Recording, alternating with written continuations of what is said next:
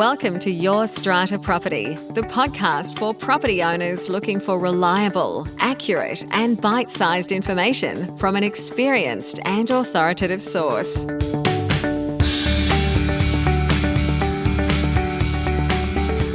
Hello and welcome to this week's podcast episode. I'm your host, Strata lawyer Amanda Farmer, and my guest this week is Tim Sara. Tim is a seasoned professional in strata management. With a career spanning over a decade, Tim's passion lies in nurturing thriving communities and the people who manage them. Starting with Strata Choice in 2009, Tim swiftly worked his way up the ranks, earning a reputation for his attention to detail and his deep understanding of strata regulations. Today, as an associate director, Tim leads Strata Choice's dedicated strata management team. Beyond his role, Tim is a strong believer in education and mentorship within the strata field. He's committed to empowering others with both technical expertise and effective people management skills. Tim is a previous guest of the podcast. You can head back and check out episode number 168, where Tim shared with us why good strata managers educate owners. In that episode, Tim delivered a few clever hacks that he employs to ensure that he gets the most out of every working day. In today's episode, however, we are getting specific. We are talking about first AGMs. What are they? Who's involved? And how do both our strata managers and our often brand new strata owners make sure they run as smoothly as possible? I'll take you over now to my chat with Tim Sara. Tim Sara, welcome to the show. Thanks, Amanda. It's great to be back. Yes, I should say welcome back. We were just reminiscing and talking about how busy we've each been. I think it's probably been years since we've chatted here on the podcast, maybe even longer since we've seen each other in person. I hear you're taking a holiday soon, so that's good. One holiday every 5 years, is that what you strata managers get? Well, it's amazing what a pandemic will do, but off to Thailand for the first overseas holiday in years. So I'm really looking forward to that, and actually taking my newborn over there as well. So, well, that happened since we last talked. I didn't know about that. Congrats. Yeah, thank you. So, fingers crossed the flight goes well with him. Yes, good luck. The parents of the world smirking behind me. Yeah. Have fun. Now, we are here to talk absolutely about strata, but in particular about first AGMs. FAGMs, another acronym that we have in our world. Stu Denny from your office was posting on socials recently some very helpful tips for owners, for managers about first AGMs, and that stood out to me to get in touch with you, with your team, Tim. I know you at Strata Choice are managing a lot of new builds, and thought you might have some inside expertise to share with us about this mystery that is a first AGM. Can't wait to get stuck into it. Let's do it. What's a first AGM, Tim Sara? Yeah, I mean, it's a little bit different from a regular AGM, being the first one ever. So I guess to give a bit of background, when a developer comes to the final stages of their development, they register the strata plan with Land Registry Services, and that creates the owner's corporation. So a strata scheme is born. So they immediately become the owner of all of the lots in that strata scheme until they eventually settle on the sales of those lots. And if they've had a successful marketing campaign backed by strong market and sales, hopefully for them, they've sold most, if not all, of those lots. And sometimes they might not have sold them all. They might even intentionally hold on to some of those lots with the hope of selling in a better market. It all depends on whatever their strategy is. But when a strata scheme is born, they have to start playing by the strata laws, Strata Schemes Management Act. Those laws say that once 1/3 of the lots calculated by unit entitlement are sold, we then come to the end of what's called the initial period. So that's the name that's given in the legislation. And so this is a time where the law recognises that a developer owns a pretty big stake in the building. So we need to have consumer protections in place that limit the developer from doing certain things. So as an example in the law, they can't alter the common property or erect new structures during that time unless it was stated in the strata development contract. They can't appoint a strata manager for a term that goes beyond the initial period.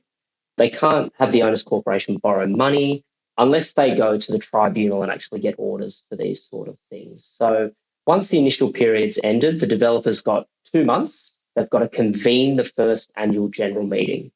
And interestingly with this, they have to give the owners 14 days notice of the meeting, plus allowing another 7 business days for postage. So instead of the usual 7 days for a general meeting, we have a provision to make sure the owners get plenty of notice for such an important meeting. And that first AGM is really the first time that the owners get together as a group and they start to make decisions on how they want to manage their asset and really set the culture of their community, which is really what strata management is all about. There's a bunch of statutory requirements there in terms of motions that have to be on the agenda. So a lot of those are part of your normal AGM. And then there's a few extras like, for example, they have to decide whether the bylaws should be added to or amended because they're dealing with a brand new set of bylaws that were designed for the building. They have to decide whether they appoint a strata manager or a building manager as well. It may or may not be necessary, depending on the size of the building, for example, to appoint a building manager. They also have to confirm whether or not they've received certain documents. The developer has to give certain documents, plans, drawings, certificates, and all of this is going to help knowing the asset. And of course, they've got to consider building defects. It's naturally going to arise with any new building. There's no such thing as building a perfect building. So they have to have a motion to consider that as well. So, your first AGM is really just setting the tone for the community going forward. It's really about the community coming together and making those really important decisions on, what they want the future of this community to be like and how they want to handle the management of their asset. So these are brand new owners, possibly first homeowners, first strata owners, never been to a strata meeting before. They have probably moved into their new home. They might already have a list of questions, things that they're thinking about, things they're unsure about. They've got what I imagine is a very large document, the agenda, with all of these annexures, including contracts and bylaws and things that they're being asked to approve. Everybody's coming together in the one room for an evening to learn to make decisions, to meet the developer representatives, to meet the strata manager. Describe that for me as a strata manager coming into a room like that. I mean, what are you doing? What are you thinking? How are you preparing for a meeting like that? Yeah, so the question that I always lead with whenever I go to a first AGM is I like to do a show of hands. Who's new to strata? That's a great indicator of what your audience is going to be like and perhaps the way that you have to tactfully navigate that meeting. Because the reality is society is downsizing from houses to apartments. So more and more people are new to this. And, we have to be really patient with that. And we have to refrain from using technical language. It's going to confuse or frustrate people that are new to the strata landscape. And particularly for a strata manager, it's really important that we expect that we're going to be working with a mix of people with different levels of experience. A lot of the times when I ask that question, I get a few hands that go up. And that might even be people that, they're not new to strata, but they've actually never really been to a meeting either. So you're dealing with people that don't have experience in this. And it really, you've got to be patient.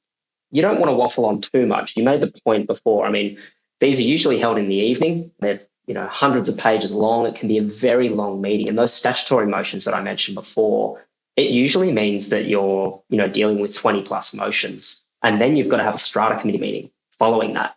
So, time management is really important with all of this. You can typically see towards the end of these really long meetings, people starting to, maybe tensions arising or they're getting a little bit frustrated because how long things are taking. So you've really got to navigate that carefully to say, well, I want to give you the right amount of information, but we also don't want to be here until, midnight. Mm.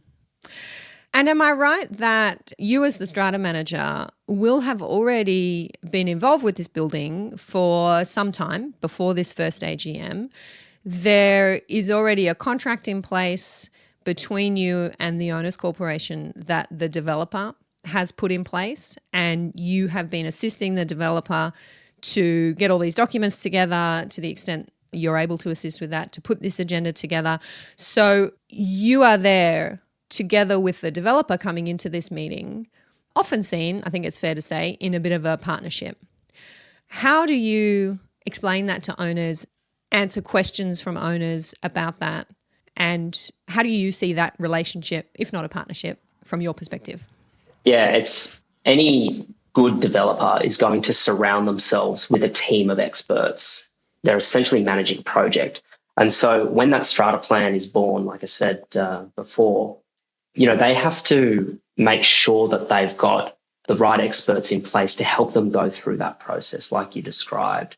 So they'll typically appoint a strata manager to help them, typically setting up the first AGM, because of course they don't know how strata works per se. So then we're appointed in the initial phase to guide them through that process and lead them up to that first AGM essentially.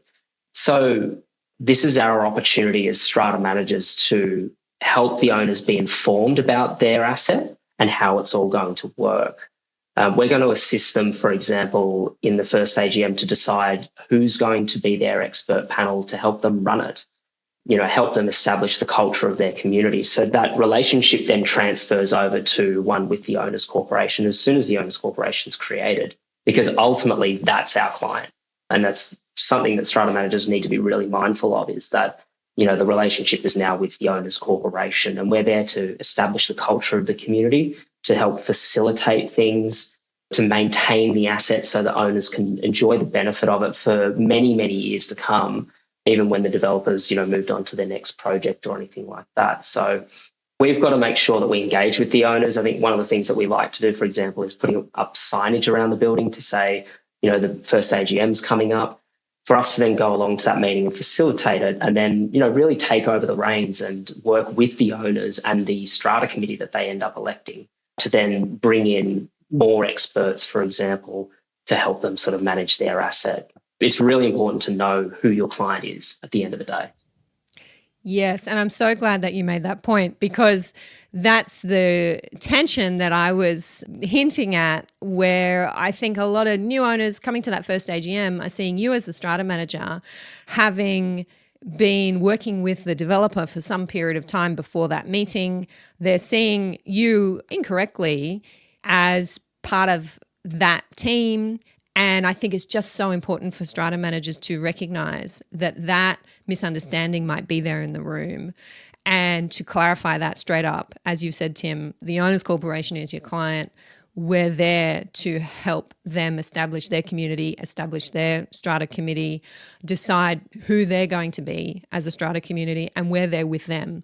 And the reason, for anyone who's listening who may not be across the challenges of new buildings, the reason why I say as a lawyer that's so important to separate yourself from the developer at that point is that inevitably you're dealing with building defects, and there are going to be questions, potentially claims, for the strata manager to answer and to assist the owners corporation with against the developer.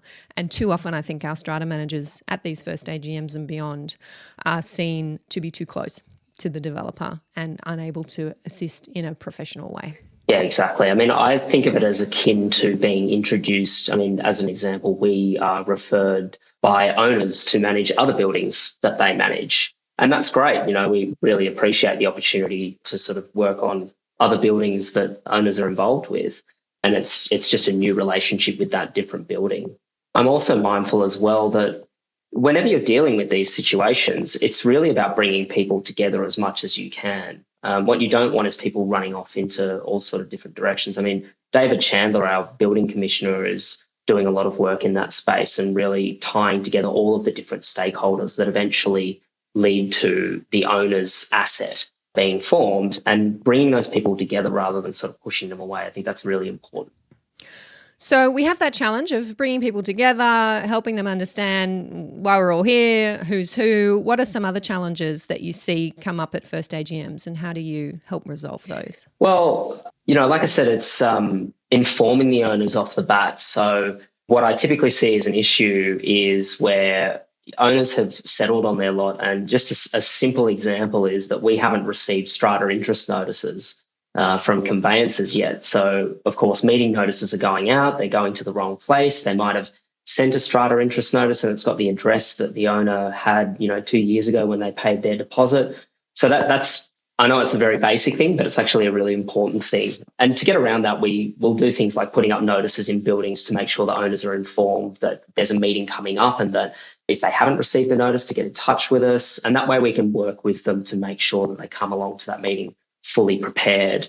And in organising a meeting like that, you have to get the right people in the room. So you mentioned before having the developer there, for example, having building managers there, having any suppliers that are being put on the agenda for further engagement. They have to be there to be able to answer questions from the owners who are potentially engaging these people for the future maintenance of their asset. I think that's really important. And I've seen some really great first AGMs where that's happened, where we've had essentially an open forum where owners feel heard. They might not fully understand. They might have pre-read all the documentation, and that's really important. But there's hundreds of pages of it, and sometimes you need to have sort of follow-up questions. So I think coming prepared is a really great way that strata managers can assist owners to kind of navigate those first AGMs. Having the right experts there, knowing the audience as well. Like I said before, you've got to know, what you're dealing with in terms of people's knowledge. You've got to keep people on track as well. We can't have, an hour-long discussion on one motion when there's 20. Equally, we've got to carefully record the outcomes. What are the things that maybe we can't answer today, but we need to discuss at a future meeting, or perhaps we need to write a letter out to the owners after the meeting just to explain something once we've sought some advice on a particular question. And establishing a really good, a culturally feasible strata committee as well. There's a lot of excited owners at these meetings, and people want to get involved. They may not understand the commitment. So there's a big difference between being kept informed and joining a strata committee for that purpose versus coming in and having the time and energy to be proactive members of a strata committee. And so guiding them through that's really important, educating the owners. If there's a BMC, for example, that's a whole different kettle of fish. And sometimes we'll even do a separate, mini presentation on what is a BMC and how does that work. So, you're bringing together all these things and you've got to be skillful at it. Mm. Do you sometimes come across owners where English is not their first language, and do you have ways of preparing for that or finding out beforehand if you're going to have that challenge? Yeah, the last first AGM we ran, we actually had the agenda translated in a couple of different languages, and in the meeting notice we had, a link to go and see the translated version, which a lot of owners, really appreciated. And we even had a member of staff that was able to speak Mandarin, who was able to perhaps translate for owners as well, that maybe English wasn't their first language, or they were having a bit of a hard time, sort of getting their question across in the right way. So, yeah, it does come up. And the thing I love about Australia is it's such a multicultural society that you have to think about these things. And it's great when you can see owners that are still able to engage, even if they might not have been able to have those services been available. I'm really looking forward to, the future of AI in Strata and how that plays a part, and whether people could potentially be sitting there having a translated version put into their ears. But that's, future thinking. I love the future thinking. I'm sure that's on the way and more. Tim, let's talk about contracts. Now, every now and then comes up in the media, dodgy contracts. We're told that developers are bullying owners into signing up to, at a first AGM, 10-year, 25-year, 4 times as much maintenance costs that owners are being put to. This is all happening in the whirlwind that is a first AGM.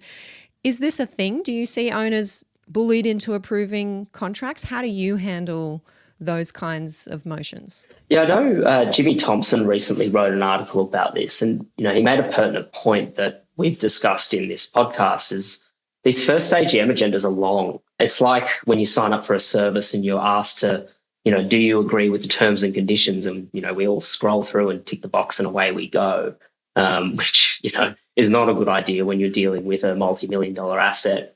What we want is owners to feel like they have a choice. We don't want them to feel like they have no choice, but to continue on with what's just thrown in front of them. And I think equally, trust needs to be built at the beginning of these relationships. So as an example, we have legislation that limits the appointment of a strata manager to a 12-month term at the first AGM. And that gives the owners an opportunity to build trust. without committing to these excessively long terms, ultimately contracts are an exercise in trust building. And our industry's had to accept that and work hard to build trust. So it might be time to look at similar laws for other types of agreements. It would mean that service providers don't necessarily get their nose out of shape when a strata scheme insists on a 12-month trial period because they're simply following the law in doing that. And what that does is it enhances the negotiations because the supplier comes to the table not feeling hard done by when facing owners as they would usually do attending the first AGM. Now, there's always going to be pressure here because, as an example, you might have a building manager working on the site already. So, as I said before, developers need help managing the initial stages of the building. They need someone on the ground to help the people move in before this first AGM can happen. So, the law does state that strata or building managers appointed during the initial period, that agreement can't extend beyond the first AGM. And, if you don't appoint the building manager at the first AGM, then you're kind of left without one until the contract is, maybe reviewed or entered into.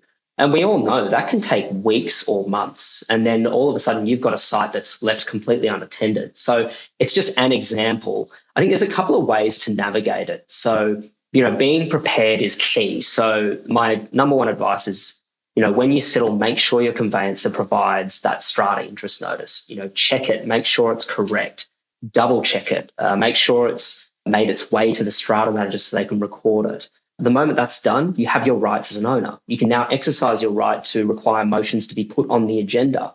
Having those suppliers attend the first AGM is really important as well because they need to answer questions about the contract, about how they're going to perform once they're engaged. I love it when I go to a first AGM and owners sort of ask, what is it that you do as a strata manager versus the building manager and that sort of thing, because I have the opportunity to clarify that up front. I think that high quality ICERT rated developers, they have to really carefully consider the advisors that they trust to maintain their asset because it's maintaining it into the future. The building is their brand and they have to protect the vision of their development because that acts as a testimony to future projects. So I like to think that maybe one of the ways that we need to address this is looking at term limits from the first AGM. And I think that's been quite successful in the strata management industry because it's meant that we've really, really had to impress the clients in the first year because we want to retain, that business. And, the same could be said for other suppliers. In New South Wales, you're right, we do have legislation that will limit the terms of certain contracts. It's not the case across the country. I'm hearing that they have those same protections. And certainly here in New South Wales, those protections don't extend to all contracts. Embedded networks are expressly excluded from those types of limits. What's your experience of embedded network contracts, Tim? Do people understand what they are? Are they asking a lot of questions about those? Is this where you see some tension or, they just sail through and owners don't necessarily realise what they're signing up for until the bills start coming in? Yeah, it's usually at a first AGM, that is one of the experts that you've got to bring in. And the good ones will come along to the meeting and it usually takes up a big chunk of time. And for good reason. I see, especially the most recent first AGM that I attended, a really engaging conversation that happened between the owners and the supplier in terms of, what is this? How does it work? What if we're not satisfied? And that took up a big chunk of the meeting, but for good cause. So, yeah, I do think that, perhaps there are some term limits that need to be put in place. We do need to really think hard about making sure that there's consumer protection and consumer choice, to be able to sort of flexibly decide on things and not to be sort of roped into these really long-term deals that sort of rust on, so to speak.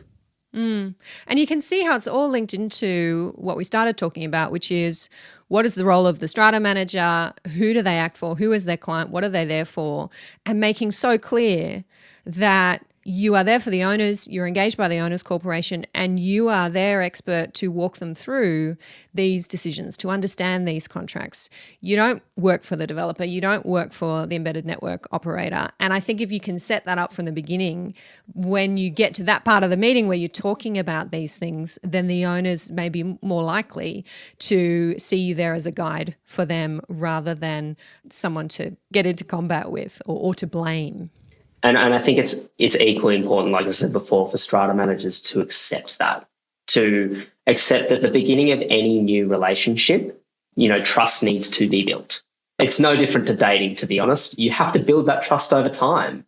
And, if you don't act in the right way, then you'll lose that trust. So, yeah, you've absolutely got to put your best foot forward and, accept that the owners, they don't know you. This is probably their first time meeting you. Although having said that, I've been to some first AGMs and an owner's come up to us and said, oh, you manage this other building, and that's great. I've got trust or a relationship there, but, there's a group of people here. So you've got to build trust from day one. And if you go into that meeting expecting to have people's trust from the beginning, well, you might be sorely disappointed, but that's okay. You've just got to work on it. Mm. You've given us a lot of tips today, Tim, for our strata managers who might be running first AGMs. Let's wrap up with your top tips for owners who are attending first AGMs. I always like to say to owners, come prepared with productive solutions that's going to enhance the culture of your community. Positively engaging with other owners there is going to set the mood and the tone. So the way that we carry ourselves into these meetings is going to set the future. You can either contribute positively towards that or not. The choice is up to the owners. If they're really keen on it, I'd say put your hand up to be on the strata committee. Come with even a little speech on why you think you should be elected. A great community requires great leadership. And leadership works best with quality advice. The best CEOs and thought leaders aren't doing all the work themselves. They're surrounded by intelligent people. Get your trusted advisors in line. You need a team of experts, whether that's strata managers, building managers, lawyers, defects consultants. A solid team is going to advise you towards a brilliant community. And get informed as well. Complacency does lead to poor outcomes. Get yourself on the strata role, engage with the strata manager who can then lead you on to the relevant stakeholders and experts for more information. The more you know about your asset and the community and the way that it works, the more you can productively contribute towards its overall success. It's kind of like you're running a business in the form of a community. So if you play an active role in knowing about it so you can steer it in the right way, you're going to be set up for having a wonderful community and a great asset that's, lasting well into the future. Very good tips. I'm sure they will all be well received. Just out of interest, Tim, in terms of show-up rate, do you find that your first AGMs have a pretty high attendance relative to other AGMs, the 40-year-old building that's been doing this for a while? There's a really interesting trend that you often see. The first AGM is generally pretty packed because people have got a lot of questions. And then, that does tend to drop off over time. And I like to think it's because people have built that trust and, they sort of, maybe some of them think, oh, maybe I don't need to go along to this meeting. I mean, I'd love to see, people engaged in going to meetings, but people have busy lives. So, yeah, there's definitely a high engagement rate there at the beginning. And keeping that community feel is really important. So when you compare a first AGM to a regular AGM, definitely the first AGMs are always much more exciting. I'm glad you said the word exciting. I was wondering what that was going to be.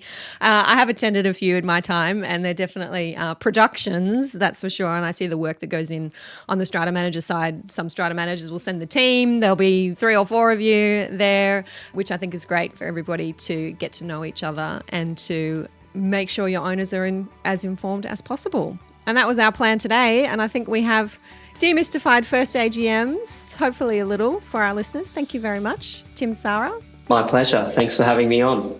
Look forward to having you back soon. Enjoy your holiday. See you later. Thank you for listening to Your Strata Property, the podcast which consistently delivers to property owners reliable and accurate information about their strata property.